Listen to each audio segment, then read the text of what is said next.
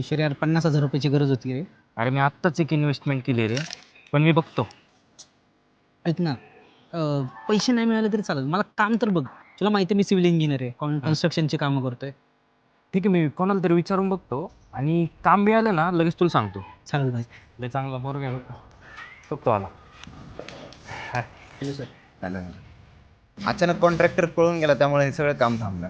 तसं आत्ता मी एकाला हो बोललो होतो, पण तुमच्या एवढा एक्सपिरियन्स नाही आहे त्याला, तर तुम्हाला डन करूयात आपण. ठीक आहे सर, थँक्यू.